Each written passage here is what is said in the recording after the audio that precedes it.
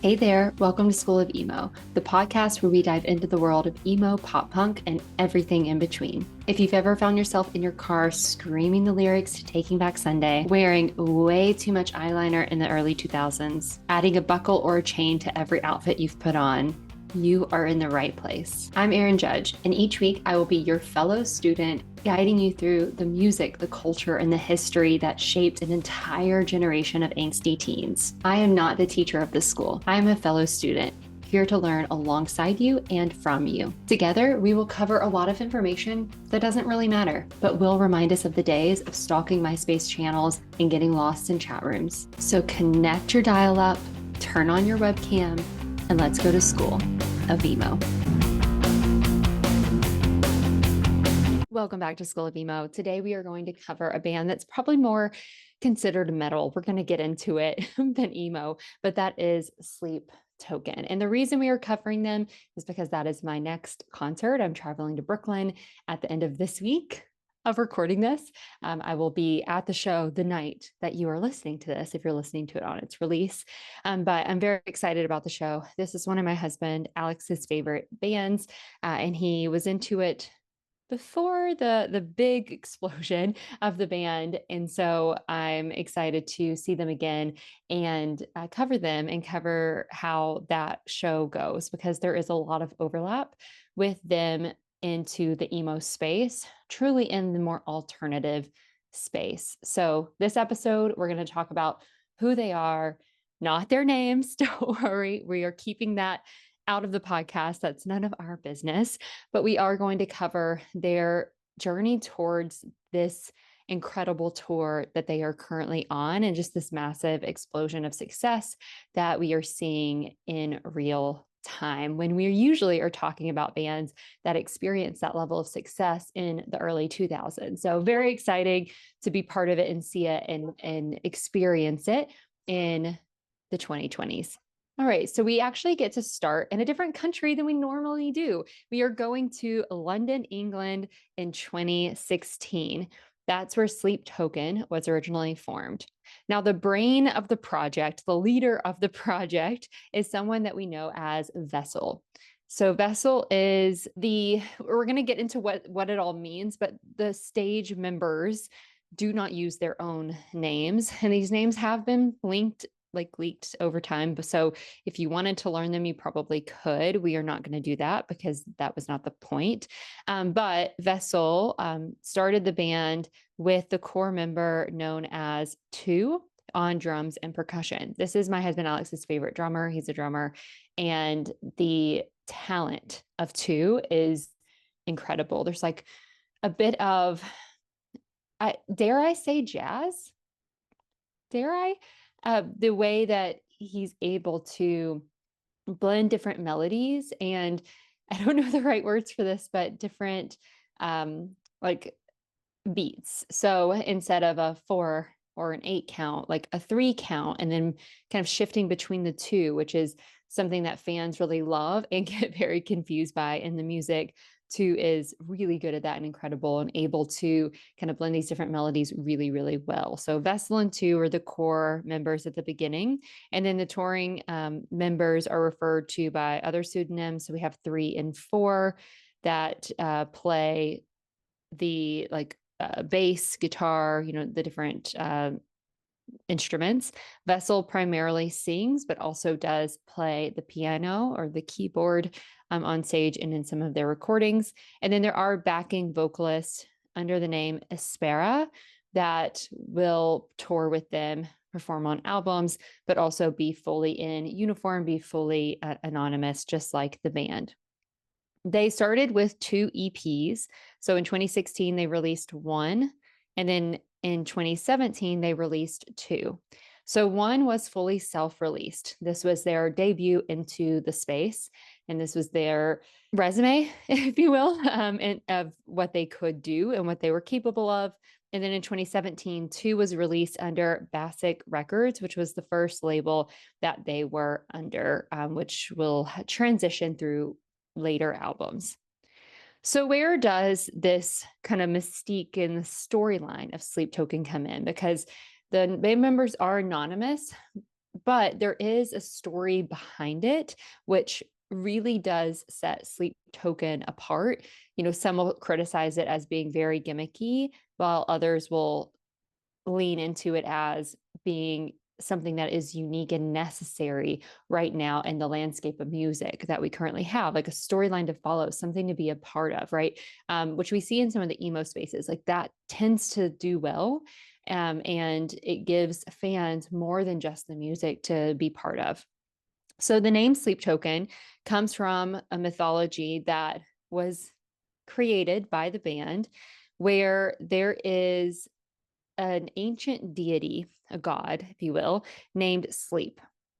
And according to the lore, Vessel was visited in a dream by Sleep, who promised him glory and magnificence if he pledged loyalty. So their songs are dedicated to this entity and the deity.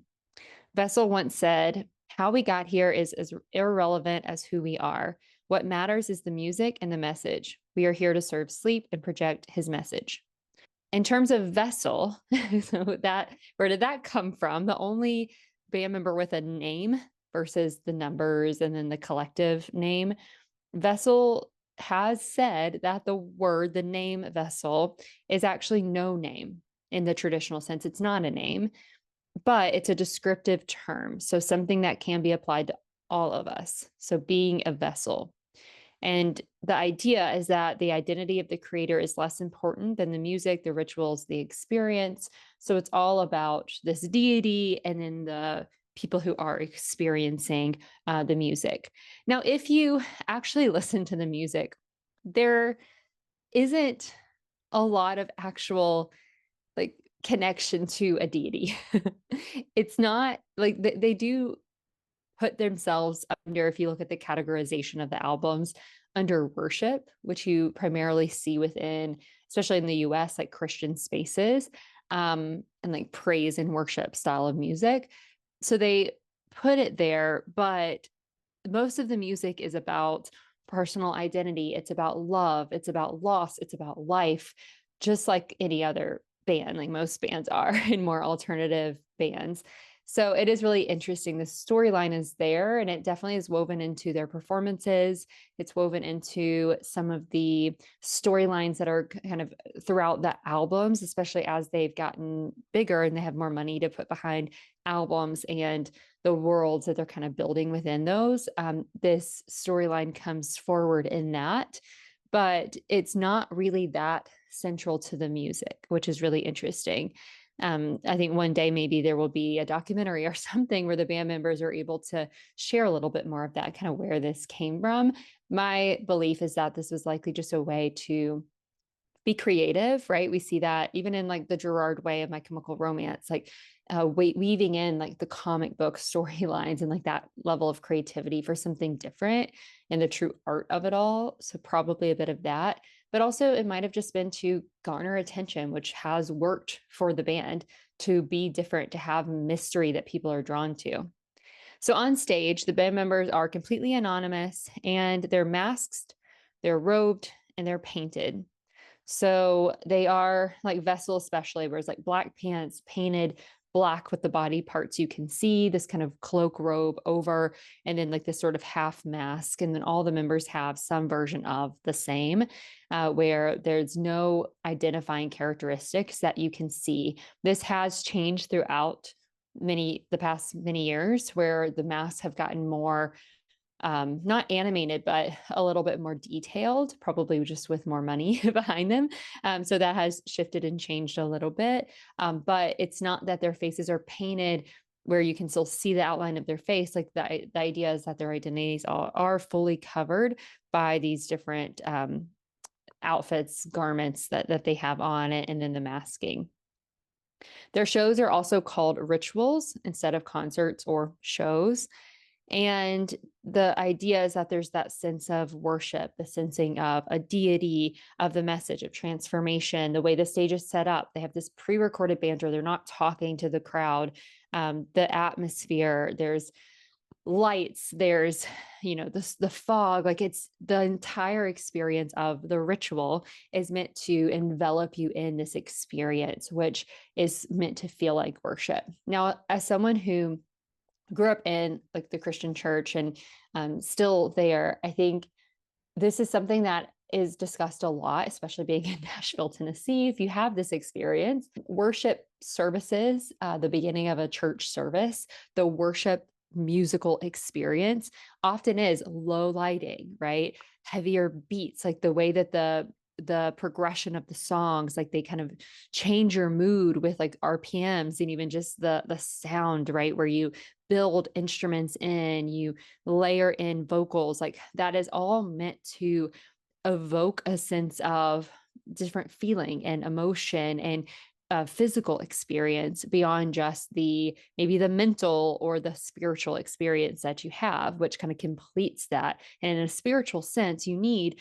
the mind and the body together, right? We have to have a bit of all of it for it to be that spiritual, what we don't see, but what we feel and experience with what we have. So a lot of bands do this. This is not something that's just unique to Sleep Token, but the way that they have created their music and then the way that they perform that and the way that the shows or the rituals are put on, like you can feel that kind of connectedness to what you see in other more religious spiritual experiences that are out there. I'd love your comments on this too, if this is something that you have familiarity with and that you have commentary on, because I do think it's really interesting being in more of a kind of religious space that utilizes some of these same things and seeing that like translated in a very direct way with a band like this, even though again, they're not, the music is not worshiping truly. It's very like the lyrics are not that fully, but it is very interesting. So before we get into all of their albums, I do want to pull some lyrics from one of the first songs that they released, which is Thread the Needle. Bury me inside this labyrinth bed. We can feel that time is dilated. We can spend the night in fascination. You can thread the needle time and time again. You can turn the lights down. Come on and find out. You turn the lights down. Come on and find out. Something to confide in, something to erase. Just look at where we're lying in invisible space. We can spend the night in fascination. You can thread the needle time and time again. You can turn the lights down. Come on and find out. You can turn the lights down. Come on and find out. So, mapping their musical journey, they had those EPs at the very beginning, 2016 with one, 2017 with two. And then they also had some early singles. This is going to be the approach. This is their formula. They release singles that lead into an album, but they also are known to release singles that don't actually go into any other album. So that included some non-album singles like Jaws, one of my favorites, a Hey Ya cover from Outkast, The Way That You Were. These early works were already showing the mix that they would become known for: ambient, emotional vocal work, heavy moments, clean singing, and a dynamic contrast. Their first full album was Sundowning in 2019, so a few years after those original EPs. This leaned more heavy with crushing guitars, atmospheric interludes, moody lyrics, and the themes really were depression, desire, love, and loss, about being human, humanity.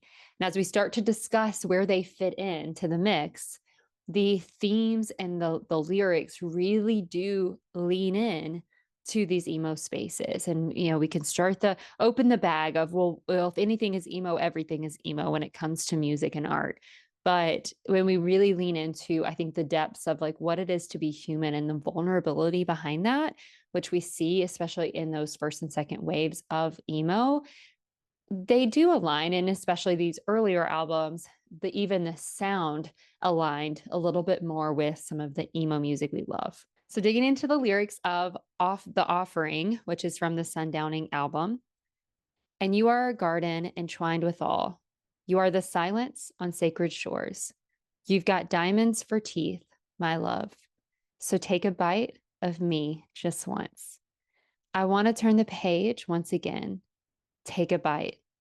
This is a given, an offering. In your favor, a sacrifice in your name. But I know you've got a taste, so just take a bite of me. Turn the page once again. Give up the game and let me in. My arms belong around you. So take a bite. I want to know. I want to take a bite. Sexy. So after that, in 2021, a couple of years later, we got their second full album, which is The Place Will Become Your Tomb. This was building on those foundations from the early EPs in the first album, expanding the sound in some places while refining others. This is also where they began releasing more instrumental versions of their albums. Their music is instrumentally very heavy, and the lyrics and the instrumental layer behind the song and the lyrics, they can exist separately, which is really interesting and unique compared to some of the more metal alternative spaces where the music doesn't always hold without the lyrics, right? They have a unique place in alternative music where their music itself, the instrumentals hold really strong even without the lyrics. So they did release an instrumental version right after this album, and then have done that with some of the other albums as well that followed.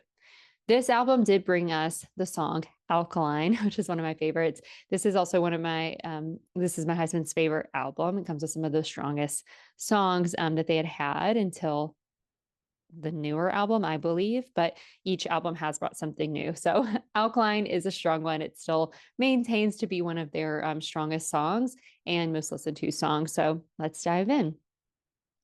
Every once in a while, something changes, and she's changing me. It's too late for me now. I'm altered. There is something beneath. She's not acid nor alkaline, caught between black and white, not quite either day or night. She's perfectly misaligned. I'm caught up in her design and how it connects to mine. I see in a different light the objects of my desire. Oh, let's talk about chemistry, because I'm dying to melt through to the heart of her molecules till the particles part like holy water. If anything, she's an undiscovered element, either born in hell or heaven sent. Either way, I'm into it. She's not acid nor alkaline, caught between black and white, not quite either day or night. She's perfectly misaligned. I'm caught up in her design and how it connects to mine. I see in a different light the objects of my desire, not acid nor alkaline, caught between black and white, not quite either day or night. She's perfectly misaligned. I'm caught up in her design, how it connects to mine. I see in a different light the objects of my desire. Following this album, we got their biggest breakout, accelerated growth with the album Take Me Back to Eden that was released in May of 2023. This brought singles like The Summoning, Granite, Aqua Regia, Vor, and many more. This helped them achieve broader streaming success, chart visibility, and more mainstream notice. So some of the more purists, just like with the emo phase or waves, right? Those who were really heavily into the first and second wave of emo began to reject the mainstream acceptance of emo in the third wave. That's also true of the fandom behind Sleep Token, which we will dive into a little bit more. But many who were diehard fans of their early albums, their early music, kind of the early experience with the band, began to reject a little bit of this mainstream success. But they were easily replaced and outnumbered by those who caught on and began to fall in love with this band and everything, the storylines and the lyrics and everything behind them. So one of the songs, one of the most popular, many are popular from this album. This maintains to be most people's favorite album from Sleep Token, but one of the most popular songs is The Summoning. So let's dive in. I've got a river running right into you. I've got a blood trail, red and the blue. Something you say or something you do, a taste of the divine. You've got my body, flesh and bone. the sky above, the earth below. Raise me up again. Take me past the edge. I want to see the other side. See the other side. You've got my body, flesh and bone, the sky above, the earth below. Raise me up again. Take me past the edge. I want to see the other side. Won't you show me what it's like? Oh, and my love, did I mistake you for a sign from God? Or are you really here to cast me off? Or maybe just turn me on? Because these days, I would be lying if I told you that. I didn't wish that I could be your man. Or maybe make a good girl bad. I've got a river running right into you. I've got a blood trail, red in the blue. Something you say or something you do, the taste of the divine. You've got my body, flesh and bone, the sky above, the earth below. Nothing to say and nowhere to go, a taste of the divine. So a few years after Taking Me Back to Eden, we have the year we are in now, 2025, and their latest album, Even in Arcadia. So this one does continue to build off of that established style that they're known for, but truly pushes into more melodic, more accessible territory in some portions, experimenting with other genres of there's a little bit of R&B influence, there's a more poppy influence, a little jazz built in. There's a lot more to each song than even the albums that had been at the beginning. This was also their first album with RCA Records. They've been kind of changing labels as they've grown. So it has the most money and team behind it. This album has brought a ton of songs that are incredible, and we will get to another one later as we talk about some other themes for the band currently. But one of my favorite songs on the album, and my husband's as well, one that I immediately connected to and loved the storyline behind is Damocles. And if you're not familiar with the kind of mythology and the storyline of Damocles, this is an ancient moral tale by Cicero about a courtier, Damocles, who flattered King Dionysius of Syracuse, claiming that the king was happiest due to his power and his wealth. So the king, annoyed by the flattery, swapped places with Damocles, who was then seated on the throne with a sharp sword hanging from a single horsehair directly above his head. So overwhelmed with fear, Damocles couldn't enjoy the luxurious feast, realizing that great power comes with constant danger and responsibility. So the sword of Damocles thus symbolizes an ever-present threat or impending disaster that can accompany power in a seemingly perfect situation. So with that storyline in mind, let's get into the lyrics. Well, I've been working under the blades, blue blossom days. If only Damocles would hit me back. No alabaster carvings or faces on a farthing would prevent my head from fading to black. And it feels like falling into the sea, from outer space in seconds to me. And I play discordant days on repeat until they look like harmony. When the river runs dry and the curtain is called, how will I know if I can't see the bottom? Come up for air and choke on it all. No one else knows that I've got a problem. What if I can't get up and stand tall? What if the diamond days are all gone? And who will I be when the empire falls? Wake up alone and I'll be forgotten. Well, I know I should be touring. I know these chords are boring, but I can't always be killing the game. No golden grand pianos or voices from the shadows will do anything but feel the same.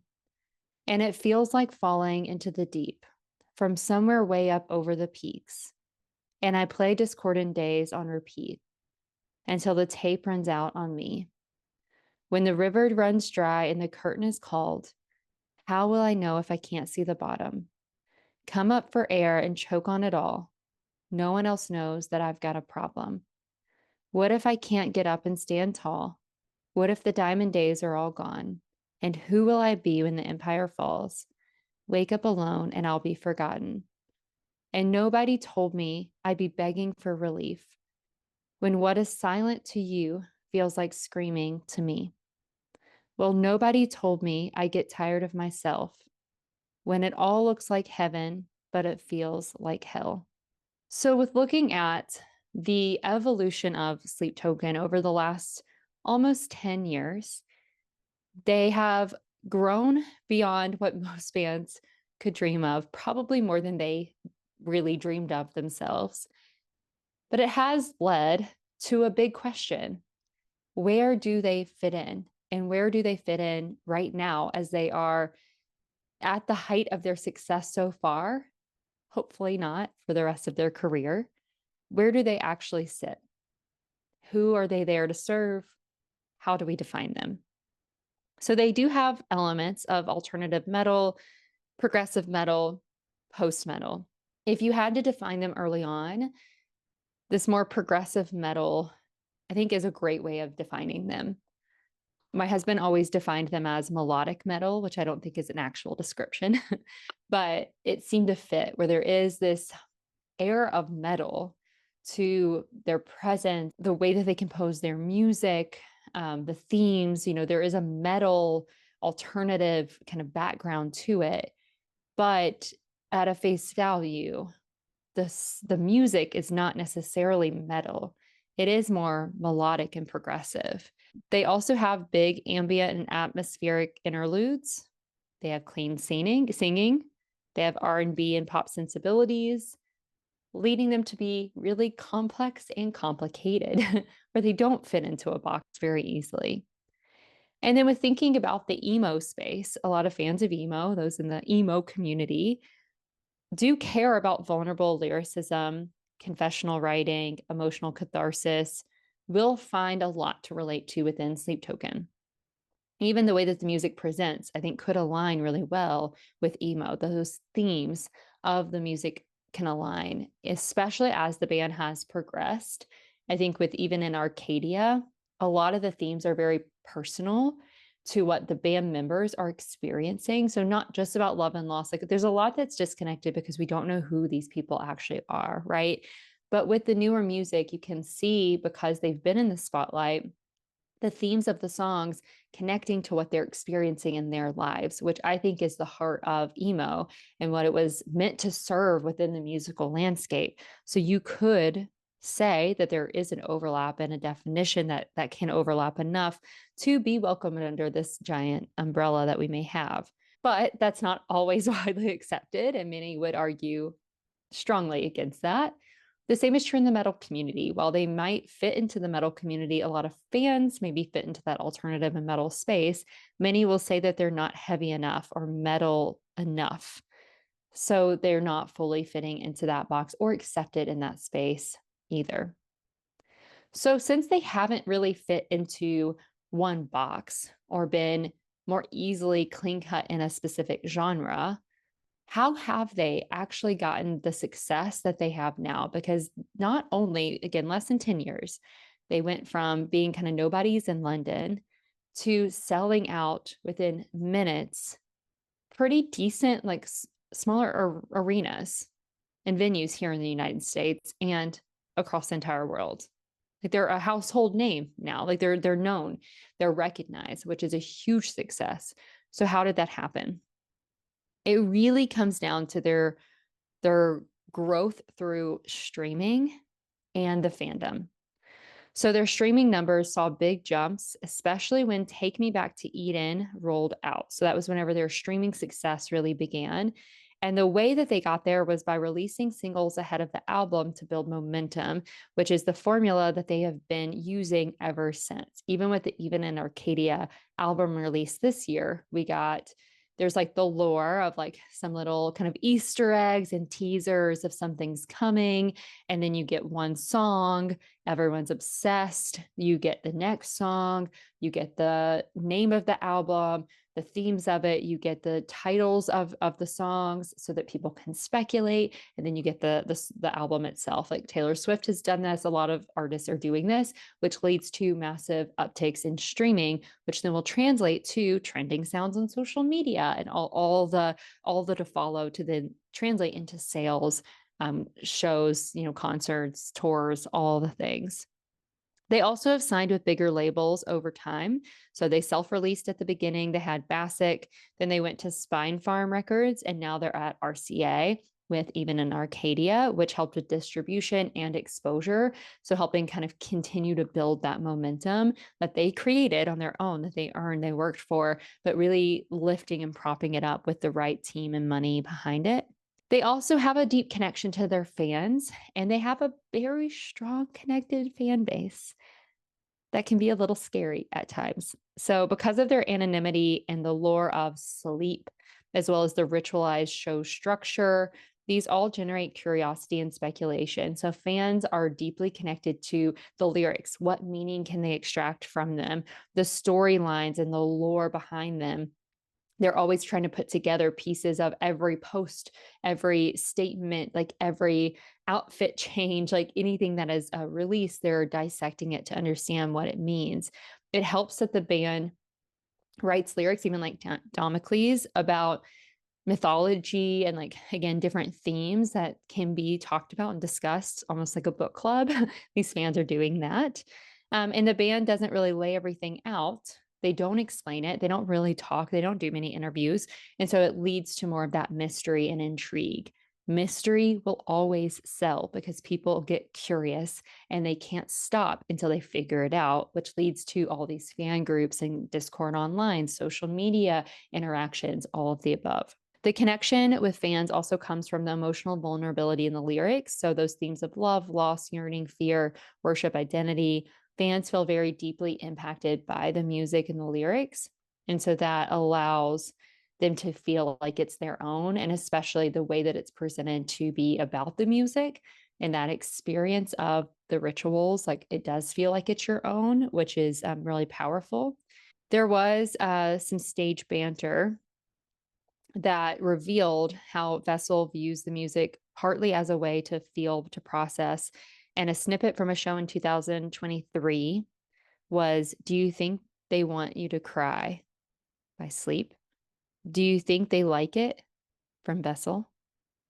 "Not as much. I think they just want to know that I'm feeling something," from Sleep.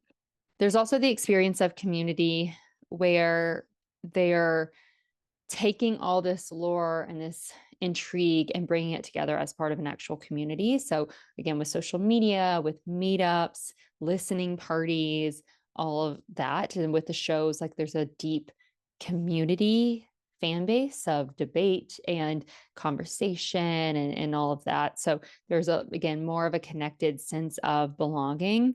And then something really interesting that has taken off in the last couple of years and really fueled into even an Arcadia release was book talk. I'm not the most familiar with book talk, but it is a sector of social media, TikTok specifically, of people who love books, and specifically fantasy books. And so the people who are obsessed with fantasy books, and this is a huge part of social media right now, to talk about books, learn about books, be obsessed with books, like the storylines of books, all the stuff around books and these fantasy books that are really hot right now. Don't know what they all are, but if you know, you know, and you can definitely share that in the comments if you would like, to inform us even more. But because of that connection to fantasy, book talk very widely, quickly accepted Sleep Token because of the intrigue, like the fantasy kind of woven in, the romance of it all. Like, the songs are deeply sensual and romantic. Many of them are, which really aligns with some of the themes of these books that are hot and have these massive fan followings. And so there is a lot of book talk people who are obsessed with Sleep Token now. And now fans of Sleep Token, kind of the more purists or more the alternative spaces, don't seem to love this because it is kind of an odd fandom. And one of the things that's happening with the fandom is the over sexualization of the members. It's a hot topic. If you want to get into that, like go on TikTok and just search Vessel Black Pants. You'll see it. And so there's a lot of that that's involved, I think, because of the sensuality, but I think also the mystery and the book talk. People don't hold back, I think, because of what maybe they're used to with like the fantasy and the books they're reading.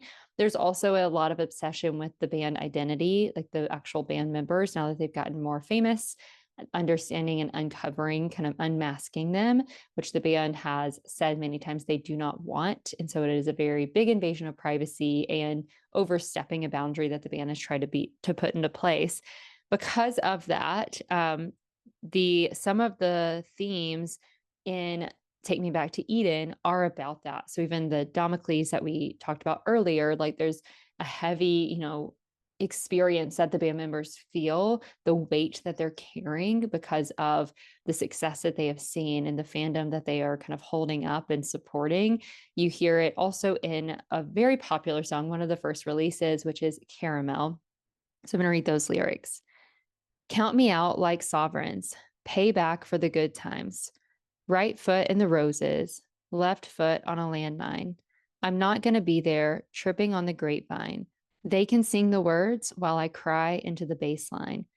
Wear me out like Prada, devil in my detail. I swear it's getting harder, even just to exhale. Backed up into corners, bitter in the lens. I'm sick of trying to hide it every time they take mine. So stick to me like caramel. Walk beside me till you feel nothing as well. They ask me, is it going good in the garden? Say, I'm lost, but I beg no pardon. Up on the dice, but low on the cards. I try not to talk about how it's harder now. Can I get a mirror side stage, looking sideways at my own visage, getting worse? Every time they try to shout my real name just to get a rise from me, acting like I'm never stressed out by the hearsay. I guess that's what I get for trying to hide in the limelight. I guess that's what I get for having 2020 hindsight. Everybody wants eyes on them. I just want to hear you sing that top line. And if you don't think I mean it, then I understand. But I'm still glad you came, so let me see those hands. So stick to me like caramel. Walk beside me till you feel nothing as well. I'm falling free of the final parallel. The sweetest dreams are bitter, but there's no one left to tell. Too young to get bitter over it all. Too old to retaliate like before. Too blessed to be caught ungrateful, I know. So I'll keep dancing along to the rhythm. This stage is a prison, a beautiful nightmare, a war of attrition. I'll take what I'm given, the deepest incisions. I thought I got better, but maybe I didn't. Tell me, did I give you what you came for? Terrified to answer my own front door. Missing my wings in a realm of angels. So I'll keep dancing along to the rhythm. The stage is a prison, a beautiful nightmare, a war of attrition. I'll take what I'm given, the deepest incisions. I thought I got better, but maybe I didn't. So that brings us to where they are now. Like I said before, they are at the height of their success so far.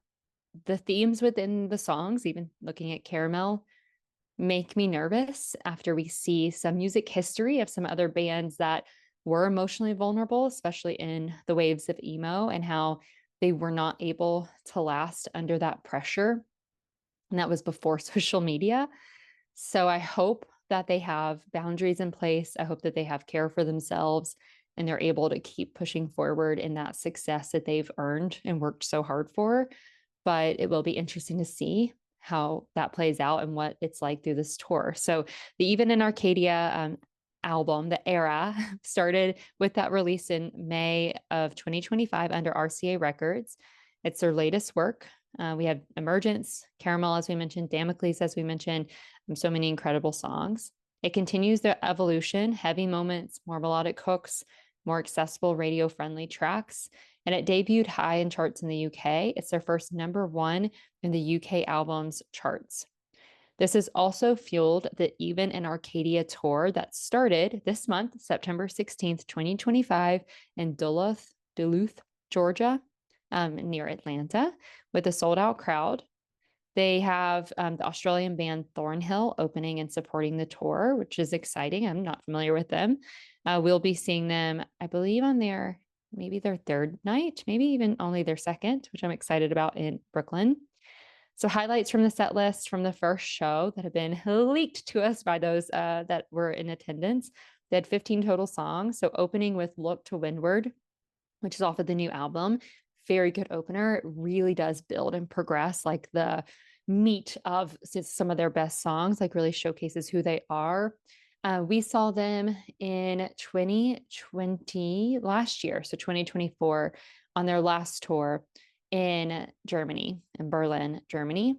And when they opened, they picked one of their kind of progressive songs. And it was great because they were able to come out onto the stage and join it in with the audience alongside that progression of the music. So they had 3 and 4 that started it. Then Vessel came in to sing. A lot of songs start with like lighter music and then singing, and then the drums build in. So instead of starting with the drums, and then 2 got to be highlighted as like the drums later through the progression of the opening. The song is the same. So I'm curious how that'll be, but I'm excited. The show in Berlin also had a lot of light work, lots of lights. That was a big part of the presence and the experience. And so that'll be cool to see as well. Some other fan favorites and live debuts are Provider, Infinite Baths, all from the new album. They also brought back Thread the Needle, which is that early EP track that we talked about, which is its first US performance. So lots of exciting things coming from this tour.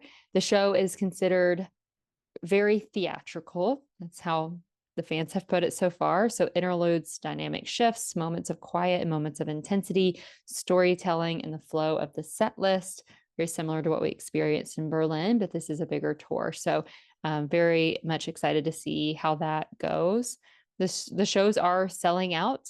And one thing that they do really well to put fans first, and they did this in Berlin too, and in their tour last year, is they have like pop-up stores and experiences for fans. So we got to do the one in Berlin the day after the show, and they had like city specific merch. We had a poster that was like city specific. My husband got a shirt that was city specific, but they also had like a cool setup where you could take pictures and like hang out with people. And it was very cool. And it looks like they have that for this too. I think it's called the Arcadia Emporium before the show. And they have the flamingos, or the big character for this album and this era.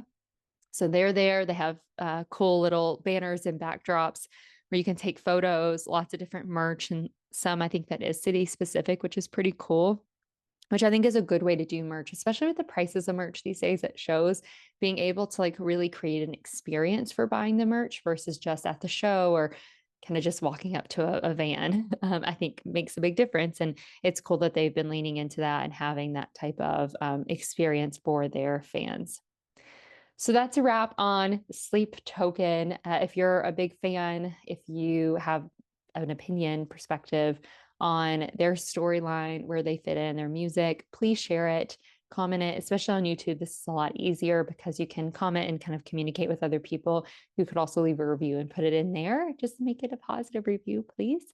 And if you've enjoyed this episode, if you're new to this channel because of this episode, we cover different bands primarily in the emo space, but across different alternative genres. And our big goal is to learn as a community about some of the bands and the music we love and kind of the history behind that. So I encourage you to check out some of our earlier episodes, especially the origins of emo, the origins of pop punk, if you're interested in that. And I've also been covering some of the big tours in that space right now. So please go listen and enjoy those episodes. And then join me back here next week as I recap this tour from Sleep Token and the experience that I have in Brooklyn, New York in less than a week now, which I'm very excited about. So thank you, and I will see you in our next class.